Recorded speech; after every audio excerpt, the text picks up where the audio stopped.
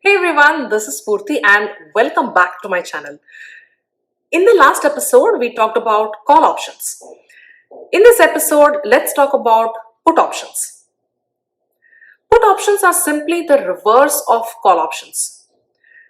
A put option's price increases if a stock goes down. So this is actually a bearish trade. If you buy a put option, you, the owner, has the right to sell the stock at the specified strike price. However, just to recap, if you buy a call option, the owner has the right to buy the stock at the specified strike price. So if you buy something, you, the owner, gets the right to exercise the options. This concept is important as this distinction becomes important in my later videos. Just like in the call options, to exercise or execute the put option contract, certain conditions have to be met in a put option and is applicable if you buy a put option. Number one, the stock price has to be lower than that of the strike price. Number two, the time must have expired, that is the last day of the contract. If you leave your contract after buying it and just let it expire, the contract is automatically executed if these two conditions are met. Else, the contract expires worthless with the risk of losing your entire option premium. Just like in the call options, the put option pricing depends on delta, theta, and vega. Let's try to understand these terms in the context of puts. I'm using Thinkorswim for illustration purposes only. You don't necessarily need the software, but rather to just understand the concept. Let's look at the first aspect of delta. Let's assume Tesla is trading at $625. As it has been on a low trend, let's say you think Tesla is going to go down and hit $400 in 30 days. And you want to take advantage of this move and make money even when the stock goes down. The only way is you can buy this as a put option. So you buy a put option with a strike price of $400 with a 30-day expiry at say $10 a contract, which translates to 10 times 100, that is $1,000 initial investment. Let's say now 5 days have passed and Tesla has dropped to $500. Would your option be worth more or less? Your option will be worth much more than $1,000 because there is a higher probability that the first condition I mentioned is met with respect to the stock price being lesser than the strike price, or in other words, the chance that the stock will be at least $400 at expiry is increased as the current stock price has dropped to $500 as compared to $625 5 days ago. That is why your option is much more valuable. Similarly, if the stock went up to say $800 from $625 after 5 days of purchase, the probability of the stock price being lesser than or equal to the strike price reduces, and hence the option price reduces.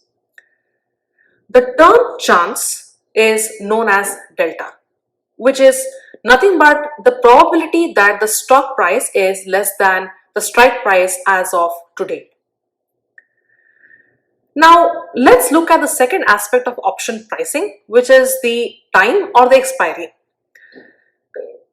If you buy any option with a 30-day expiry, the number of days left to expiry always decreases as time progresses.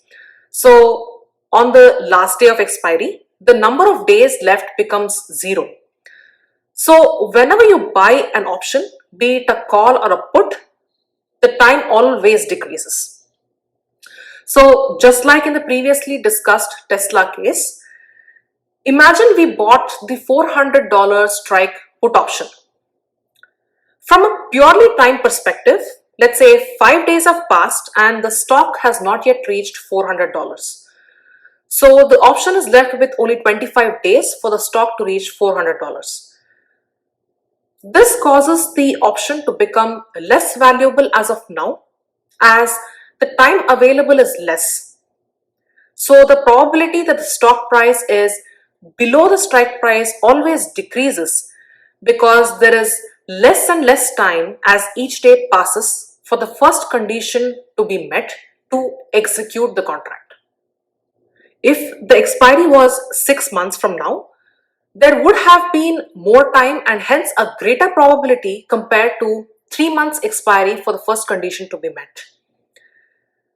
This time factor reduces slowly initially but decays exponentially as it reaches the expiry. This is also known as theta. Let's look at a few graphs to understand this better. Notice the gap between the purple and the blue lines.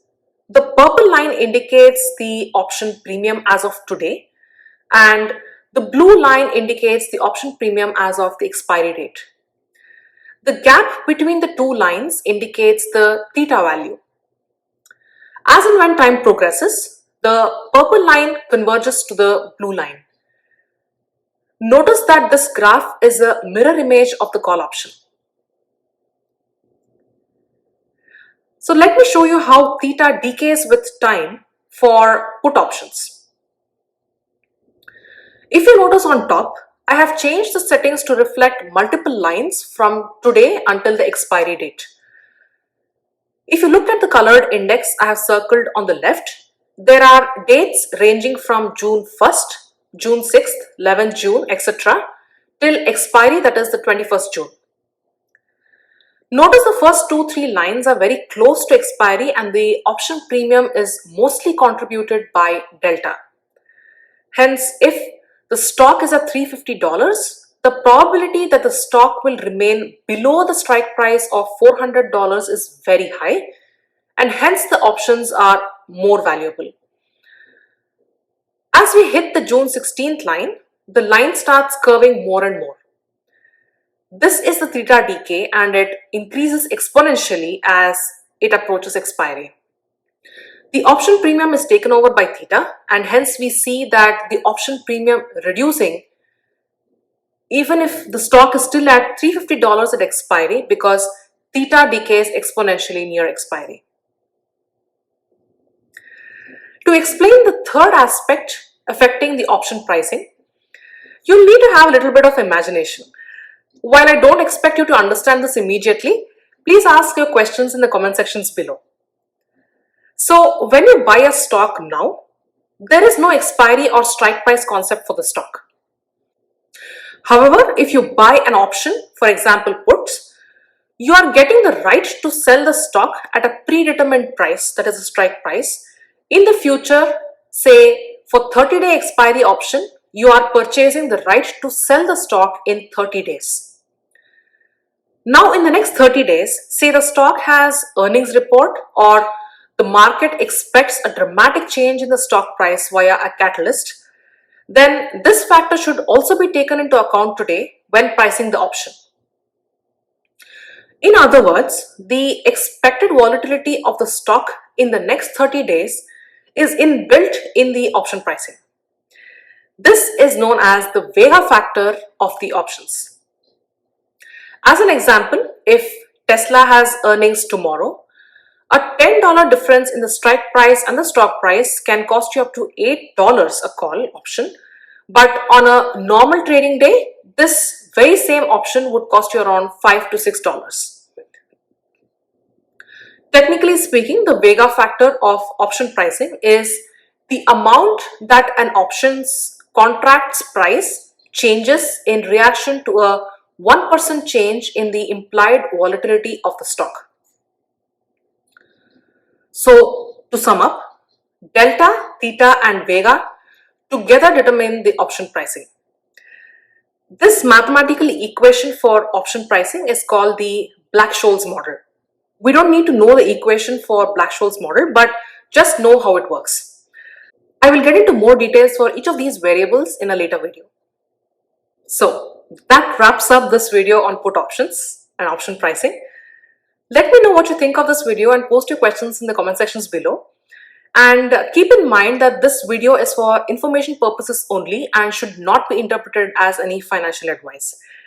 If you like this video, don't forget to like, share and subscribe and hit that bell icon for more videos on financial literacy. Thanks for joining me today and I'll see you all in my next video. Bye-bye.